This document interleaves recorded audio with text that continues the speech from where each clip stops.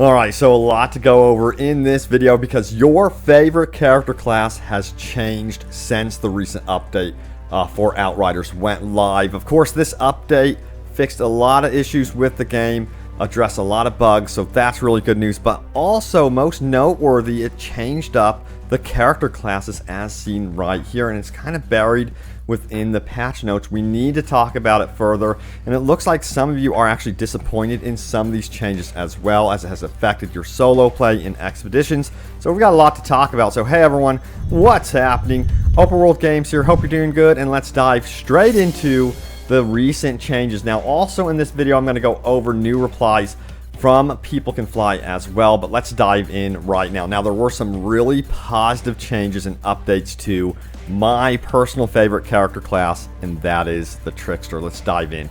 So the Trickster saw a bug that was fixed that caused the Trickster's Hunt the Prey skill to not teleport but still go into cooldown. Now they resolved instances where Hunt the Prey could be used to teleport to unintended locations. Now they also fixed a bug that caused the Trickster's Venator's Knife mark to vanish after casting Hunt the Prey skill on the marked enemy. So this just means that you're going to want to experiment more with Venator's Knife skill as well as Hunt the Prey together, because earlier that seemed to be glitched for the most part. Now also they go on to say this as well, fixed a bug whereby the Move Groove mod's anomaly and firepower buff icons did not appear correctly on the HUD. So some really cool fixes and adjustments to the Trickster, making him more viable. So there's a reason to revisit him, especially if he's like an alt character.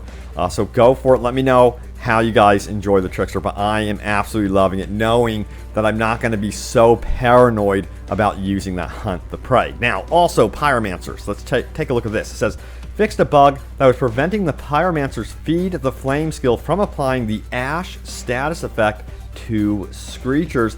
Now they also fixed an issue whereby the Pyromancer's Phoenix Nestling skill occasionally granted the player the incorrect HP in multiplayer. It now grants the correct 50% HP. So I guess that would be in a way considered a buff there. Now fixed a bug that was causing Pyromancers to exit cover after using the Thermal Bomb skill. Now they also addressed an issue that caused the Pyromancer's Boots of the Lava Legendary Gear item to not include the appropriate mods.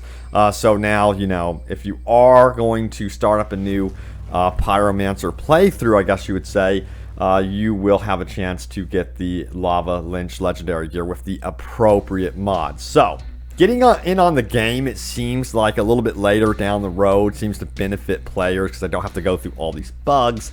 But anyway, let's get on to this. We have the Devastator. So they fixed a bug that caused the Perseverance Shield mod's damage reduction buff to not correctly end after the Golem effect wore off. Now they also address an issue with the Devastator's extra Quake mod, which sometimes provided more than one extra skill activation at the end of fights. Now they also addressed an issue that caused lurkers affected by the Endless Mass skill to reappear on top of the player if you walked under them.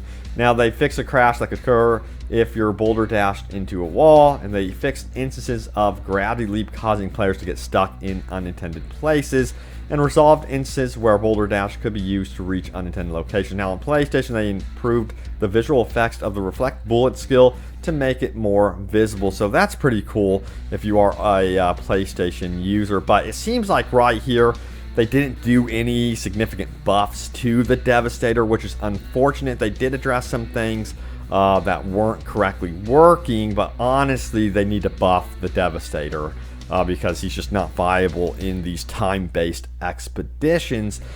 So yeah, sound off how you are feeling if you have tried the Devastator after the recent patch. I'm actually really curious. Now the Technomancer saw some controversial changes here. Let's take a look. We have an actual rebalance note right here. They say the minigun mod Massacre, which was changed in the previous patch, has had its duration reverted to its original value, but it will now only stack up to 6 times. So this is considered a nerf, and a lot of you guys are pretty upset about that, so you're kind of reconfiguring your build for the Technomancer. So yeah, sound off if that is like something that, you know, ruins your experience with the Technomancer. If you're like, well, damn, I gotta go pursue some other character class now because the Technomancer is no good. Let me know if that's you or if you're just gonna change it up. Alright, furthermore, we have a bug that was fixed whereby the toxic lead armor mod was not triggering properly if an enemy was killed by a skill. Now, they addressed an issue where the Technomancers would be stuck on their main weapon if they used Tools of Destruction and Pain Launcher at the same time. And then they also fixed a bug with Tools of Destruction where melee or further skill use was prevented if the skill was interrupted by using the mouse wheel. And they fixed an issue whereby the Pertem mobile weapon mod was also replenishing the Technomancer's Tools of Destruction minigun ammo right there. So that's also considered a nerf as well, which a lot of you guys seem to be very disappointed by. So it was classified as a bug, but a lot of you guys assume that it was just the way it works with that class, and you could use the minigun basically with infinite ammo, but that's not going to be the case anymore, and I've seen some really disappointing comments regarding that as well. Now, this one says they fixed an issue that allows the Technomancer's turrets to be placed on vertical surfaces. They addressed an issue that could cause the AI to ignore Technomancers if a turret had been spawned before the AI spawned as well. Now, we have Xbox specific right here. Deployed Technomancer turrets now correctly display their health bars, and on PlayStation they fixed an issue that caused the Technomancer's shrapnel skill to break the sprint animation. They also have some sprint stuff going on overall that I think they need to address. I think some of us would agree. Now, they fixed the set description of the Borealis Monarch set as well in the English language. So there you have it for, you know, what's going on with the character classes. I'm just happy that they addressed some of the issues facing, you know, my Trickster. So that was super important that they fixed that Hunt the Prey. Now, they also have some additional overall stuff here as well, that skills can now be properly cast when using the targeting feature after changing the key binding, and improve the visual indicator for throwables as well. So for those of you that are actually playing the Technomancer right here, that's going to be super helpful for you if you're going to be tossing, you know, your turret, your grenades, that sort of thing. That's going to be helping big time. Now, there was some talk about some more secret silent nerfs. So this was posted out there by that portrait guy who says Killing Spree got nerfed from 20 seconds to 10 seconds. No mention in patch notes. Is this how People Can Fly is trying to rebuild trust? And it has been confirmed that that was not intended whatsoever. And we have an actual reply by People Can Fly about that. We have Cypher who responded. He says they've made a post on Twitter mentioning this mod maintenance in progress to resolve unintended nerfs.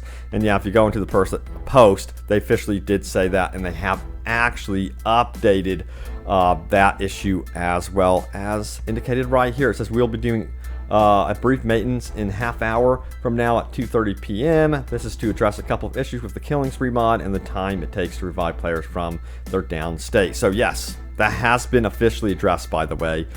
So you don't have to worry about that one. It just seems like some unintended changes do happen with these mods, and we shouldn't assume that they are stealth nerfs, because honestly, the patch notes are so extensive and super impressive of how they built up a lot of these patch notes. And overall, you know, kudos to People Can Fly for really making an effort here to fix the game as it stands. Now, Echimus Prime says, I really love this patch, but I think it makes no sense to reduce creature knockback on one expedition, and can be a problem at any point in the game when facing multiple creatures.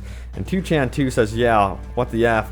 Were the creatures specifically harder on the expedition? LOL, this doesn't make sense. So yeah, they are adjusting things on that Stargrave expedition right now with knockback. And honestly, I think that's just to test the waters, because they don't want to do a widespread thing, adjust all the expeditions, the entire game with knockback. Probably using the most unpopular expedition as some sort of, you know, gauge to what they would do with the game widespread. Now, also we have Savage Wolf, which points out this right here. He says, no aiming fixes. We need to be able to turn off aim acceleration on console and customize other aiming options like dead zone, response curve, etc. So officially that is coming. I don't know which patch that will be in, but it is going to be in some sort of patch down the road. It didn't make it into this patch, which is definitely unfortunate, of course. So hopefully that does end up in a future patch, but know that it is absolutely coming. Now, also we have Fishy FN who says, do you know when the appreciation package is releasing? And the Outriders team says this: as soon as the restoration has been successfully completed, we'll turn our attention to it, as they use very similar back-end technology. The work we're doing on the restoration means the appreciation package should benefit from it. So yeah, whatever they're doing in the back end right now is actually going to help further patches and updates to the game. So that's really good news right there. Alright, now it's time to go over your top comments. Let's do this. Remember, leave a comment down below. It could end up right here in the video. So let's see what you guys said about the actual patch. This was my recent video. It says, it's finally here. Biggest update is live. Huge changes to gameplay, online, and classes. I went over all the patch notes with you guys. Let's see what was said by the community here. It says, Jammy Meadow says, this feels like waiting outside in the rain for Uber, then getting a notification stating your driver is 1 minute away. Thank you. People can fly. Freaking awesome. Seems like it's some of you guys are really happy about this update. Jeff says, sounds like the game testers didn't really test anything. Yeah, you know, it's a bummer that this game has had such a rough launch, but it's going to be a learning experience for People Can Fly. This is their first time making a game like this, and maybe we'll see an Outriders 2, and you know, with the expansions and things like that, it could help them with further content in the future. Now, also, Jaren says, still can't play with friends without one of us getting kicked or major lag. That sucks to hear. Let me know how many of you are in the same boat. Spartacus says, I just want to play with people smoothly and without crashing. Naughty Commander says, I appreciate it because I was about to read the notes but faithfully waited for your video. I appreciate that, man. Bat to the Man says, cover? What cover? Legends don't use this word. We just keep pushing forward. Smiley face. Yeah, you know, especially with the Trickster, man, he bounces around the battlefield with that Hunt the Prey. That's one of my favorite things about the Trickster, is being able to be like this guerrilla-style warfare. That's something I love about it so freaking much. Alright, guys, that does it for this video. Stay tuned for more Outriders news updates and coverage, and of course, open world gaming goodness. We are about to enter May. Some of you may also be watching this in May, who knows. But yeah, there should be some really cool announcements. I'm looking for those. So I will have you guys covered with any new open world game announcements. Stay tuned, and I will see you all next time. Take care.